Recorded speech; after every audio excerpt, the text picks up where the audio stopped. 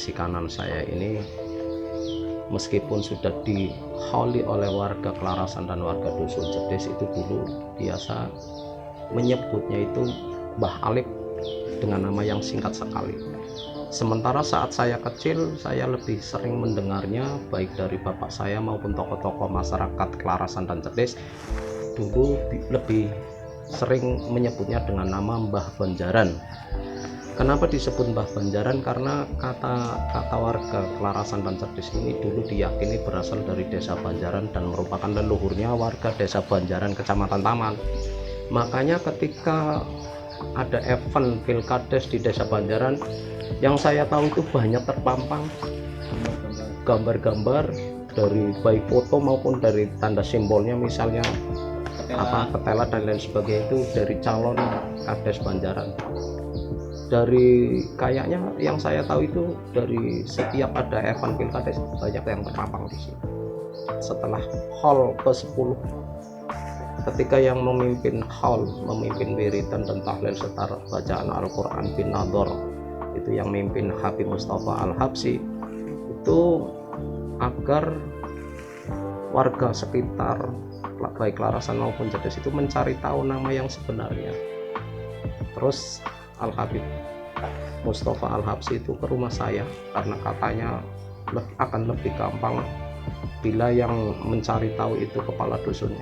Kebetulan saya yang menjadi kepala dusun, saya beserta beliau itu diantar ke kediaman beliau Al-Habib Abdullah Al-Haddad di Depong Tengah, Kota Tegal.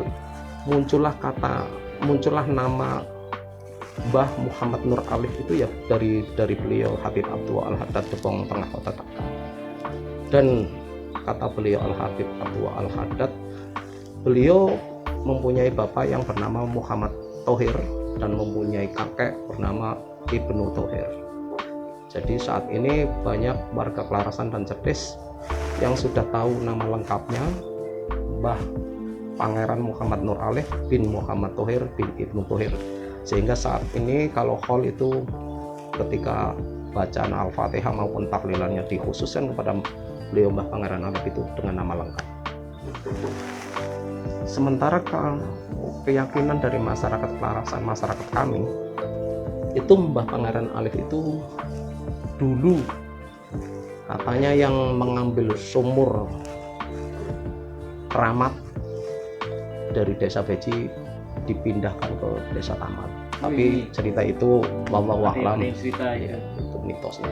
Tapi sementara dari pendapat beliau Al-Habib Abdullah Al-Haddad Kota Tegal itu justru mengatakannya hanya simpel bahwa sumur keramat Taman atau Banyu Taman atau yang waktu saya kecil itu disebut Gelombang Peci itu, kata beliau itu justru menjadi tempat bertapa atau munajatnya Mbah Pangeran Alif karena saat itu dalam kondisi sepi sehingga untuk bermunajat akan lebih khusyuk. Itu kata beliau. Sementara keyakinan masyarakat yang berkembang ya lebih condong itu diambil dari desa Beji, terserah pendapat masyarakat. Kalau kebanyakan yang berziarah di sini itu lebih banyak itu malam Jumat. Kemudian kalau saya pribadi Selasa, kalau saya lebih seringnya malam Selasa. Tapi Jumat kemarin juga saya berada di sini dengan warga. Kemudian ya kalau yang terjauh yang saya tahu ya dari Purwakarta, Randu Dongkal.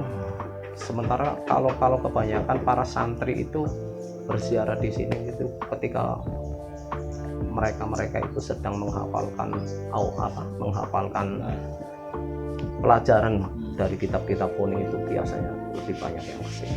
Kemudian momen yang paling istimewa ya, ketika masyarakat banyak itu ada di sini ya ketika setiap hall itu biasanya 2 hari menjelang Ramadan ada 2 orang peziarah dari Randu Dongkal, tepatnya desanya mana saya juga tidak bertanya lebih lanjut. Itu kebetulan pas ziarah ke sini saya juga ada di sini. Itu kenapa kok ziarah dari jauh-jauh Randu Dongkal ke Taman untuk berziarah di sini? Itu pertanyaan yang timbul di benak saya, di pikiran saya, kok jauh-jauh dari Randu Tongkal ke sini, sementara makam Mbah Pangeran Alif dalam kondisi saat ini yang kalau dibandingkan dengan makam Mbah Samsudin itu kan masih di sana lebih jauh lebih baik. Sementara kenapa kok di sini?